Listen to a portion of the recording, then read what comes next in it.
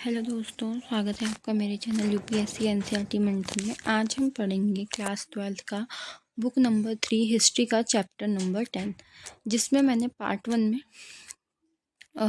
One इसका करवा दिया। अगर आपने नहीं देखा है तो प्लीज़ देख लीजिएगा, ये वाला चैप्टर है। ओके, अब हम इसका यूनिट 2 पढ़ेंगे। ठीक है, तो ज़्यादा देर नहीं करते हैं, स्टार्ट कर लेते हैं। कुदाल और हल। आइए, अब हम आपका ध्यान बंगाल की गीली ज़मीनों से हटकर, अभी तक हमने बंगाल के बारे में पढ़ा था, ठीक है, स्थायी कृषि के बारे में पढ़ा था, ठीक है। अब हम यहाँ पे इस क्षेत्र से हटा के आपको झूम कृषि के क्षेत्र पर केंद्रित करते हैं। आपको पता है ना झूम कृषि क्या होती है? विभिन्न भागों को छोड़ के फिर हम क्या करते हैं, अलग जगह पे खेती करना स्टार्ट कर लेते हैं। आप उन परिवर्तनों को देखेंगे, यानी कि जो चेंजेस हैं हमें वो देखने हैं, और जो कृषि व्यवस्था की सीमाओं के बाहर की ओर विस्तार होने से आए, मतलब कृषि जो यहाँ पे एग्रीकल्चर इकोनॉमिक्स थी, वो हम उससे बाहर निकल कर और उसको विस्तारित रूप में हम यहाँ पे देखेंगे, जिससे राजमहल की पहाड़ियों के इलाके में स्थित जंगल, चारागाह उस अर्थव्यवस्था में समा गए। आप यह भी देखेंगे कि इन परिवर्तनों के कारण इस क्षेत्र के भीतर तरह तरह के झगड़े झंझट कैसे उत्पन्न हुए। तो हमको ये झूम कृषि के बारे में हम देखेंगे।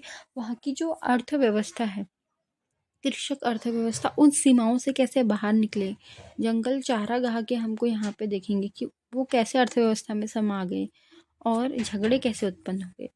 राजमहल की पहाड़ियाँ। 19वीं शताब्दी के प्रारंभिक वर्षों में बुकानन ने, फ्रांसीसी बुकानन के बारे में मैंने आपको बताया था, राजमहल की पहाड़ियों का दौरा किया। ओके, तो राजमहल ये स्टेटमेंट आ सकते हैं कि राजमहल की पहाड़ियों का दौरा फ्रांसीसी बुकानन ने किया। उसके वर्णन के अनुसार, यानी उसने जो डिस्क्राइब किया, ठीक है, उसके अकॉर्डिंग ये पहाड़ियाँ अभेद्य लगती हैं। यह एक ऐसा खतरनाक इलाका है जहाँ बहुत कम यात्री जाने की हिम्मत करते हैं। यानी ये बहुत हॉरिबल इलाका है, जहाँ लोग जाने से डरते हैं और जहाँ बहुत कम यात्री जाना ही मतलब हिम्मत रखते होंगे, कैसे जाएंगे। ठीक है, याद रखना। तो राजमहल की पहाड़ियाँ, फ्रांसीसी बुकानन वहाँ गया और ये बहुत अभेद्य लगती थी उसको ये जगह, और ख़तरनाक इलाका था। ठीक है, कोई भी जाने की हिम्मत नहीं कर पाता। बुकानन जहाँ कहीं भी गया, वहाँ उसने निवासियों के व्यवहार, यानी वहाँ का बिहेवियर, उनके निवासियों के बिहेवियर के बारे को शत्रुतापूर्ण पाया, यानी कि दुश्मनी वाला जो हिसाब है उसने वो पाया। वे लोग कंपनी के अधिकारियों के प्रति आशंकित थे, उसने बातचीत करने को तैयार नहीं थे। कई उदाहरणों में तो वे अपने घर बार और गांव छोड़ के भाग गए थे। ये पहाड़ी लोग कौन थे? वे बुकानन के दौरे के प्रति इतनी आशंकित क्यों थे? बुकानन की पत्रिका में हमें 19वीं शताब्दी के प्रारंभिक वर्षों में इन लोगों को जो तरस खाने वाली हालत थी, उनकी झलक मिलती है। सबसे पहले हम फ्रांसीसी बुकानन के बारे में आपको थोड़ा बताएंगे। जो फ्रांसीसी बुकानन है, वो एक चिकित्सक था, ठीक है, डॉक्टर था, भारत आया था। बंगाल चिकित्सा सेवा में 1794 से 1815 तक, कब तक? 1794 से 1815 तक कार्य किया। ठीक है, ओके। तो हम यहाँ पे जहाँ जहाँ पे होगा वहाँ वहाँ आपको स्टार लगा के दिखा देंगे। ओके, स्टार लगा के आपको यहाँ पे दिखा देंगे। ठीक है, तो सबसे पहले ये बुकानन था, जो ये चिकित्सक था, 1794 से 1815 तक आया था। उसने कार्य किया था। 1815 में इसकी मृत्यु हो गई। कुछ वर्षों तक वह भारत के गवर्नर जनरल लॉर्ड बेल्जी का शल्य चिकित्सक था। किसका था? ये स्टार लगा लो, लॉर्ड बेल्जी का शल्य चिकित्सक था। ठीक है, ओके, तो ये हमको पता चल गया। शल्य चिकित्सक रहा। कलकत्ता में, वर्तमान जो कोलकाता के, अपने प्रवास के दौरान उसने कलकत्ता में एक चिड़ियाघर की स्थापना की। तो कोलकाता में चिड़ियाघर की स्थापना किसने करी? फ्रांसीसी बुकानन ने ही की। कलकत्ता में अलीपुर चिड़ियाघर कहलाया। वे थोड़े समय के लिए वनस्पतिक उद्यान के प्रभारी थे। बंगाल सरकार के अनुरोध पर उन्होंने ब्रिटिश ईस्ट इंडिया कंपनी के अधिकार क्षेत्र पे आने वाले भूमि का विस्तृत सर्वेक्षण किया। 1815 में वह बीमार हो गए और इंग्लैंड चले गए। उनकी माता की मृत्यु के पश्चात वे उनकी जायदाद के वारिस बने। उन्होंने उनके वंश का नाम हैमिल्टन, इसीलिए उसको बुकानन हैमिल्टन के नाम से भी जाना जाता है।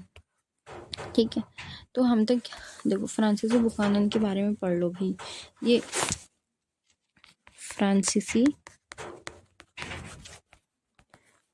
बुकानन क्या थे? ये चिकित्सक थे। बंगाल में 1794 से 1815 तक इन्होंने कार्य किया। 1815 में ये हैमिल्टन बुकानन भी कहा जाता है इनको। क्या कहा जाता है? हैमिल्टन बुकानन भी इनको कहा जाता है। ठीक है। और ये लॉर्ड बेलजी, ठीक है, उनके क्या थे? बेलजी, ठीक है, बेलजी के शल्य चिकित्सक थे और उन्होंने कलकत्ता में एक चिड़ियाघर की स्थापना की थी, अलीपुर चिड़ियाघर। और वानस्पतिक इन्होंने वानस्पतिक उद्यान के प्रभारी भी रहे हैं। वानस्पतिक उद्यान के ये प्रभारी रहे, ये आपको ध्यान रखना है। फिर अब हम आ जाते हैं यहाँ वाले पोर्शन में।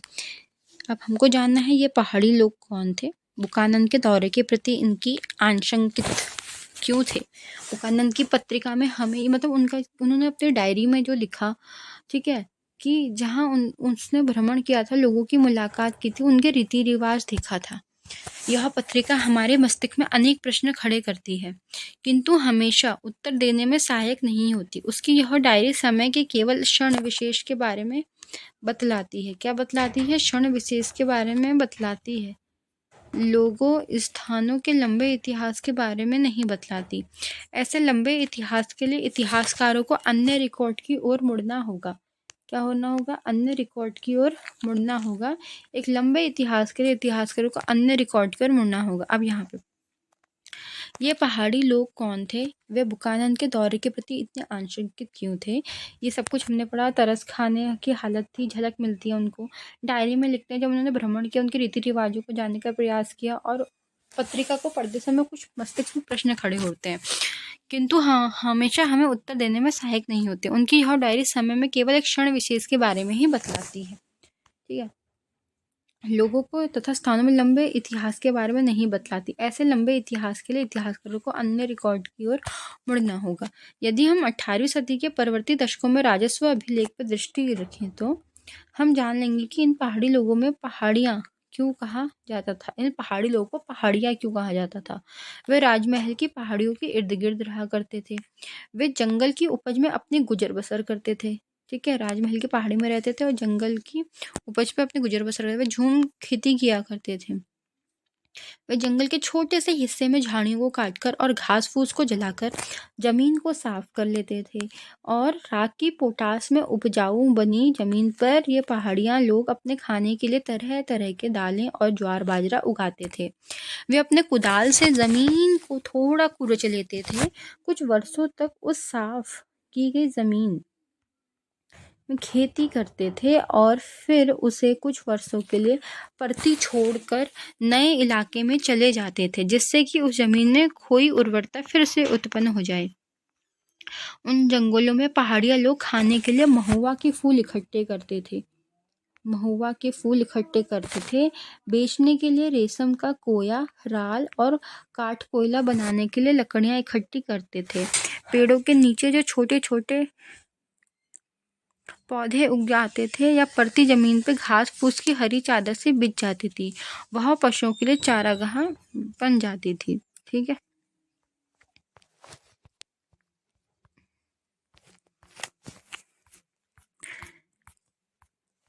तो हमने यहाँ पे अभी तक क्या क्या देखा वो पढ़ लो, ठीक है, इससे हम आगे देखेंगे। देखो यहाँ पे बस इतना कहा गया है, जो फ्रांसीसी बुकानन ने पत्रिका में लिखा वो इतना काफ़ी नहीं है उनको जानने के लिए। हमको कुछ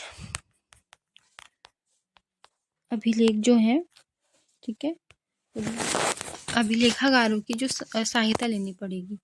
वो झूम कृषि कैसे करते हैं? झूम कृषि